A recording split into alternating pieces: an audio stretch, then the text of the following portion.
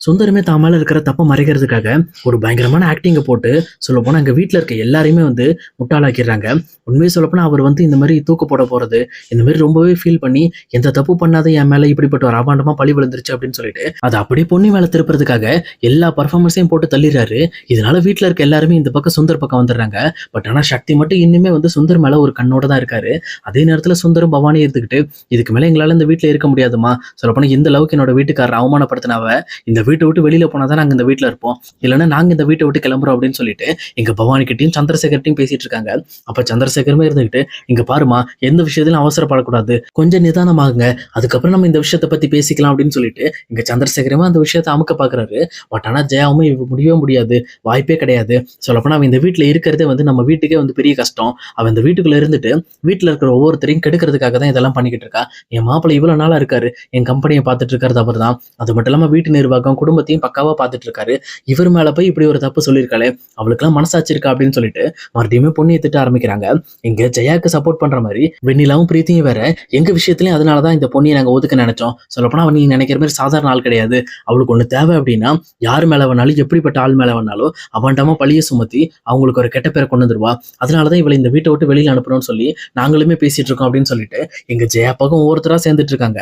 ஆனா இதெல்லாம் பார்த்துட்டு இருக்க சக்திக்குமே ஒண்ணுமே புரியல, ஏன் இப்படி பண்றாங்க, ஒருத்தர் கூட பொன்னியோட இடத்துல இருந்து அவங்க சொல்றதுல அட்லீஸ்ட் ஒரு 20% உண்மை இருக்க வாய்ப்பு இருக்கு அப்படிங்கிறது யாராவது கணிக்கிறாங்களா? எனக்கு என்னமோ அவங்க இப்படி அடிச்சு பேசுறத பார்த்தா உண்மையுமே சுந்தர் மாமா ஏதோ தப்பு பண்ணிருக்காரு அப்படிங்கிற விஷயத்த இங்க சக்தியுமே புரிஞ்சுக்கிறாங்க. அதே நேரத்துல முதல்ல அவளை கீழே கூப்பிடுங்க அப்படின்னு சொல்லிட்டு இங்க உஷாவுமே சொல்றாங்க. என்னாச்சு அப்படின்னு சொல்லி சண்முகம் கேட்கிறப்போ உஷாவும் இருந்துகிட்டு இவ்வளவு பெரிய பிரச்சனைக்கு காரணம் அவதான், ஆனா எதுக்குமே சம்பந்தம் இல்லாம அவ போய் மேல உட்காந்துட்டு இருக்கா, அவளை முதல்ல கீழே கூப்பிட்டு மன்னிப்பு கேட்க சொல்லுங்க, அப்படி இல்லை அப்படின்னா அவளை இந்த வீட்டை விட்டு வெளியில போக சொல்லுங்க, இது ரெண்டுல ஏதாவது ஒண்ணு பண்ணா மட்டும்தான் அவ இந்த வீட்டுல இருக்க முடியும், சொல்லப்போனா இங்க இருக்கிற எல்லாருமே ஓரளவுக்கு நிம்மதியா ஃபீல் பண்ண ஆரம்பிப்பாங்க அப்படின்னு சொல்லி சொல்றாங்க. இதை கிட்டோன்னு இங்க சண்முகமும் சுந்தர ஒரு பார்வை பாக்குறாங்க. சொல்லப்போனா அவங்க பண்றது ஆக்டிங் அப்படின்ற விஷயம் எல்லாருக்குமே ஓரளவுக்கு புரியுது. பட் இருந்தாலும் இங்க வீட்டுல இருக்க லேடிஸ் மட்டுமே அந்த விஷயத்த சீரியஸா எடுத்துக்கிட்டு அவங்களுமே சுந்தருக்காக பேசுற மாதிரி பேசிட்டு இருக்காங்க. அப்ப வேற வழி இல்லாம இங்க சண்முகமும் இங்க பொண்ணியை கீழே கூப்பிடுறாங்க. அப்ப பொண்ணியுமே என்ன மாமா அப்படின்னு சொல்லி கேட்கிறப்போ இங்க பாரு பொண்ணி, அவங்க உங்களுக்கு 2 வாய்ப்பு தராங்க, நீங்க வந்து இந்த மாதிரி சுந்தர் கிட்ட தப்பா பேசினதுக்கு மன்னிப்பு கேட்கணுமா, அப்படி இல்லை அப்படின்னா நீங்க இந்த வீட்டை விட்டு வெளியில போகணும்னு சொல்றாங்க, நீங்க என்ன பண்ண போறீங்க அப்படின்னு சொல்லி கேட்கறாங்க. இது கட்டணும் பொண்ணியுமே இங்க சுந்தரை பார்த்து முறைச்சிட்டு அதே நேரத்துல இங்க பவானியை பார்த்து இங்க பாருக்கா, நான் உன்னோட வாழ்க்கையில எப்பவுமே விளையாடணும்னு நினைக்க மாட்டேன், இப்ப நான் சொல்றது எல்லாமே உண்மை, தயவு செஞ்சு என்ன நம்புங்க, அவர் உண்மையாலுமே தப்பு பண்ணியிருக்காரு, நான் இல்லைன்னா நான் இந்த அளவுக்கு சொல்ல மாட்டேன், அது மட்டும் இல்லாம இவர் பண்ண தப்புக்கு கண்டிப்பா ஒரு தண்டனை அனுபவிச்சாகணும், இந்த மாதிரி தப்பு பண்ணவங்க கிட்ட நான் கண்டிப்பா மன்னிப்பு கேட்க மாட்டேன் அப்படின்னு சொல்லி சொல்றாங்க. இது கேட்ட பவானியுமே ரொம்பவே கோவமாயிட்டு ஏண்டி மறுபடியும் என்னோட வீட்டுக்கார மேல இப்படிப்பட்ட பழிய போடாத, அவர் அப்படிலாம் பண்ற ஆளே கிடையாது அப்படின்னு சொல்லிட்டு அவங்களுமே ரொம்பவே ஃபீல் பண்ணி அழ ஆரம்பிக்கிறாங்க. அப்ப இதை பார்த்துட்டு இருக்க பொண்ணியும் நான் சொல்றது உண்மை, நான் வேணா உங்களுக்கு அதை நிரூபிச்சு காட்டுறேன் அப்படின்னு சொல்லி சொல்றாங்க. இதை கேட்டோன்னே இந்த பக்கம் பவானி ரொம்பவே டென்ஷன் ஆயிடுறாங்க. இதுக்கு மேல இந்த வீட்டுல இருந்தேன்னா என்னை விட ஒரு முட்டாள் வேற யாரும் கிடையாது, இந்த வீட்டுல இந்த பொண்ணி இருந்துட்டு போட்டு இவள்கிட்ட இங்க எப்படினாலும் இந்த வீட்டை விட்டு அனுப்ப மாட்டேங்க தானே, அவ இங்க இருக்கட்டும் நாங்க கிளம்புறோம் அப்படின்னு சொல்லிட்டு இங்க சுந்தரம் பவானி அவங்களோட பெட்டி படிக்கலாம் எடுத்துட்டு வெளியில கிளம்ப ட்ரை பண்றாங்க. அப்ப இங்க ஜெயாவும் அவங்கள நிறுத்தி முதல்ல நிறுத்துமா, இது உன்னோட வீடு, நீ எதுக்காக இந்த வீட்டை விட்டு வெளியில போனோம், சொல்லப்போனா இந்த வீட்டை விட்டு வெளியில போக வேண்டியது அவதான் அப்படின்னு சொல்லி சொல்றாங்க. அப்ப பொண்ணுமே இருந்துகிட்டு நான் ஏற்கனவே சொல்லியிருக்கேன், என் மேல விழுந்த பழியை நான் துடைக்காம இந்த வீட்டை விட்டு போக மாட்டேன், என்னோட வழியில சுந்தர் அது மட்டும் இல்லாம இங்க பிரீத்தி தான் தப்பு பண்ணவங்க அப்படிங்கிற விஷயத்த நான் நிரூபிக்காம இந்த வீட்டை விட்டு நான் நகர மாட்டேன்னு சொல்லிட்டு பொண்ணு ஒரே வார்த்தையா சொல்லிடுறாங்க.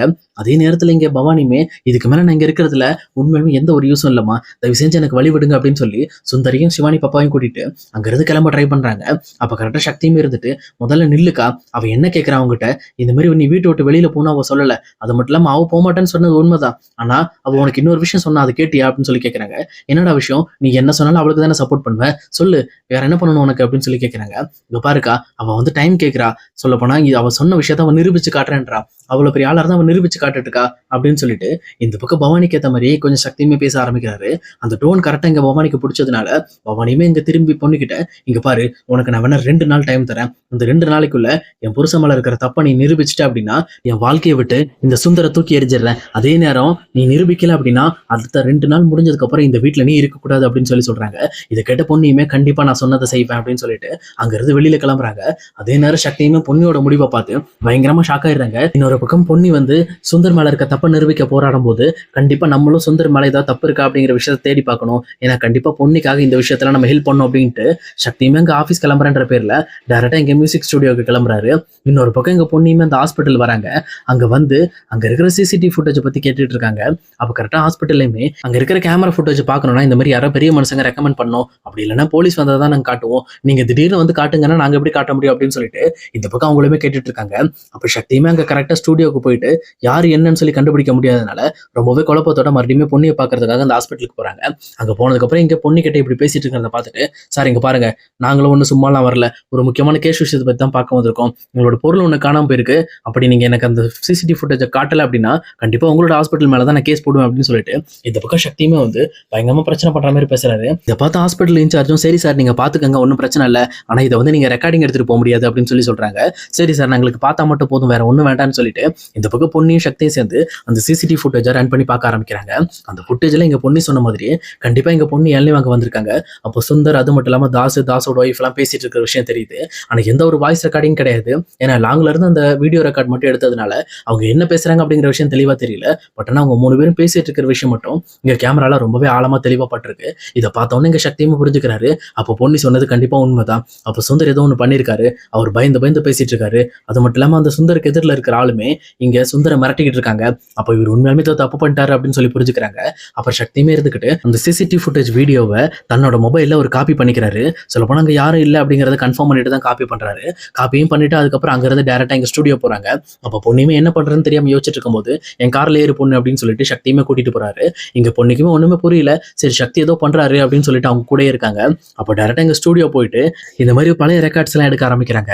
இந்த மாதிரி வந்து பாட வாய்ப்பு கேட்டு நிறைய பொண்ணுங்க அட்ரஸ் ஃபோன் நம்பர்ஸ் எல்லாம் கொடுத்துட்டு போயிருப்பாங்க. அந்த லிஸ்ட் போட்டோ எல்லாத்தையுமே தேர்ந்தெடுத்து பார்த்துட்டு இருக்காங்க. அப்ப கரெக்டா அந்த ஃபுட்டேஜ்ல இருக்கிற போட்டோவையும் அங்க இருக்கிற பொண்ணு போட்டோவையும் கரெக்டா வந்து மேட்ச் பண்ணி பார்த்துட்டு இருக்கப்போ கரெக்டா எங்க பொண்ணையுமே கண்டுபிடிச்சிடறாங்க. இந்த பொண்ணு தான் அப்படின்னு சொல்லி கண்டுபிடிச்சு அந்த பொண்ணோட ரெஸ்யூமே எடுக்கிறாங்க. அந்த ரெஸ்யூம்ல அந்த பொண்ணோட அட்ரஸ் அது மட்டும் இல்லாம அந்த பொண்ணோட ஃபோன் நம்பர் வரைக்கும் இருக்கு. இதை பார்த்தா சக்தியும் பொண்ணையும் இருந்துகிட்டு அந்த டீட்டெயில் எல்லாத்தையுமே எடுத்துக்கிறாங்க. அப்ப சக்தியும் எப்பவும் போல எதுவுமே தெரியாத மாதிரி அந்த பொண்ணுக்கு இங்க சக்தி கால் பண்றாரு. அப்ப ஸ்வேதாவுமே இருந்துட்டு ரொம்ப கேஷுவலா அந்த போன் எடுத்து ஹலோ சொல்லுங்க அப்படின்னு சொல்லி கேட்கிறப்போ, ஒன்றும் இல்லை மேடம், நாங்கள் இந்த மாதிரி ஜெயா ஸ்டுடியோல இருந்து பேசுறோம், நீங்க பாடுறதுக்காக சான்ஸ் கேட்டிருந்தீங்கல்ல, உங்களுக்கு சான்ஸ் நாங்க கொடுக்கறதா இருக்கும், நீங்க வந்து கொஞ்சம் நேரில் மீட் பண்ற மாதிரி இருக்கும், கொஞ்சம் ஸ்டுடியோ வரைக்கும் வர முடியுமா அப்படின்னு சொல்லி கேட்கறாங்க. அந்த பொண்ணுமே இருந்துகிட்டு இல்லைங்க எனக்கு இப்போதைக்கெல்லாம் ஐடியா இல்லை அப்படின்னு சொல்லிட்டு டப்புன்னு காலை கட் பண்ணிடுறாங்க. இதை பார்த்தோன்னு எங்க சக்திக்குமே தெரிஞ்சிருது. அப்ப கண்டிப்பா இந்த பொண்ணு தான், இந்த பொண்ணு எதுக்காக நம்மளோட ஸ்டுடியோல இருந்து கால் போனதுக்கு அப்புறம் உடனே கட் பண்ணுது, அப்ப ஏதோ ஒரு டவுட் இருக்கு அப்படின்னு சொல்லி புரிஞ்சுக்கிறாங்க. அப்ப டைரக்டா இந்த பக்கம் வந்து அந்த டீட்டெயில் ஆதாரம் எல்லாத்தையுமே எடுத்துக்கிட்டு எங்க வீட்டுக்குமே போறாங்க. வீட்டுக்கு போயிட்டு இங்க பவானி கிட்ட, அக்கா இங்க பாருக்கா, பொண்ணு சொன்னது உண்மைதான்க்கா, இந்த மாதிரி மச்சான் இப்படிப்பட்ட ஒரு பொண்ணு கிட்டையும் அது மட்டும் இல்லாம அந்த பொண்ணோட அண்ணன் கிட்டையும் பேசிட்டு இருந்திருக்காரு, ஆனா என்ன பேசுனாங்க அப்படின்ற டீட்டெயில் மட்டும் எங்களுக்கு தெரியல, அது மட்டும் இல்லாம இந்த பொண்ணோட அட்ரஸும் இந்த பொண்ணோட ஃபோன் நம்பரும் இங்க இருக்கு, நான் ஏற்கனவே அந்த பொண்ணுக்கு ஃபோன் பண்ணி பார்த்தேன், பட் ஆனா அந்த பொண்ணு 2 வார்த்தை பேசிட்டு டப்புன்னு ஃபோனை கட் பண்ணிருச்சு, எனக்கு என்னமோ அந்த பொண்ணு மேல இன்னும் டவுட்டா தான் இருக்கு, உனக்கு இப்போ பொன்னி வந்து என்னென்ன ஆதாரம் கொடுக்கணுமோ அது எல்லாத்தையுமே கொடுத்துட்டா, நீ இன்னுமே வந்து பொன்னி மேல வந்து சந்தேகப்பட்டு இருந்த அப்படின்னா இந்த ஆதாரங்களை நீயே டைரக்டா போய் செக் பண்ணி பார்க்கலாம், ஏன்னா நாங்க போய் எதை பார்த்தாலும் இப்ப நீ இருக்கிற மனநிலைக்கு அது எல்லாமே தப்பா தெரியும், அதனால இந்த விஷயத்த நீயே டைரக்டா போய் பார்த்தா நல்லா இருக்கும்னு நினைக்கிறேன் அப்படின்னு சொல்லிட்டு சக்தியுமே இங்க பவானி கிட்ட எல்லா பொறுப்பையும் கொடுத்துறாங்க. இதை பார்த்துட்டு இருக்க சுந்தருக்கு ஒண்ணுமே ஓடல. ஒரு மறுபடியுமே ஒரு பிரச்சனை பண்ணலாம் அப்படின்னு சொல்லிட்டு மறுபடியுமே என்ன சந்தேகப்பட்டு இருக்கீங்களா அப்படின்னு சொல்லிட்டு ஒரு பிரச்சனை பண்ண ஆரம்பிக்கிறாரு.